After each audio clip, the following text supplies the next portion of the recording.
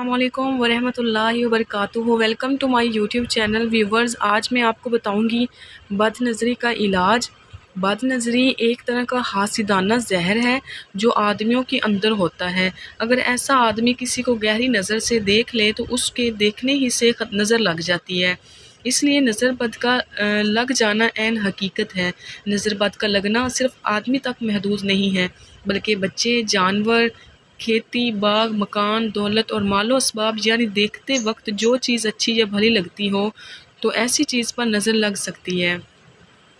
نظر بد سے بچنے کے لیے یہ ضروری ہے کہ جب بھی کوئی چیز مثلا مال، اولاد، زوجہ، مکان یا کوئی چیز اچھی لگے تو اس کی برجستہ تعریف کے بعد فوراً ماشاء اللہ بھی کہہ دے تو نظر کا اثر زائل ہو جائے گا۔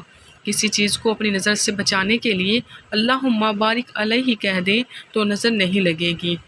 امام ابو القاسم کشیری رحمۃ اللہ علیہ کا کہنا ہے کہ ایک مرتبہ میرا لڑکا بیمار ہوا اور کسی دوا سے افاقہ نہ ہوا، یہاں تک کہ مرنے کے قریب حالت ہو گئی۔ خواب میں آپ صلی اللہ علیہ وسلم نے فرمایا کہ آیات شفا لکھ کر پانی میں گھول کر اسے پلا دو۔ امام ابو القاسم نے حضور صلی اللہ علیہ وسلم کے اس فرمان پر عمل کیا تو وہ شفا یاب ہو گیا، یعنی نظر بد کا اثر اتر گیا۔ امام عبداللہ رحمۃ اللہ کہتے ہیں کہ ایک سفر میں میرا اونٹ تیز اور خوبصورت انداز میں چل رہا تھا کہ ایک مقام پر ایک شخص نے کہا کہ تمہارا اونٹ بہت خوبصورت ہے، اس لیے اسے فلاں آدمی کی نظر سے بچانا، اگر اس کی نظر لگ گئی تو تمہارا اونٹ ختم ہو جائے گا۔ میں نے کہا کہ میرے اونٹ پر کیسے نظر لگ سکتی ہے، مگر جب اس شخص کو خوبصورت اونٹ کی اطلاع ملی تو اس نے آ کر اونٹ کو گہری نظر سے دیکھا، اس کے دیکھتے ہی اونٹ گر پڑا اور تڑپنے لگا۔ لوگوں نے کہا کہ تمہارے اونٹ کو فلاں شخص نے نظر لگا دی ہے، تو امام عبداللہ رحمۃ اللہ علیہ نے اس شخص کو اپنے سامنے بٹھا کر بسم اللہ حبس حابسی کا عمل کیا۔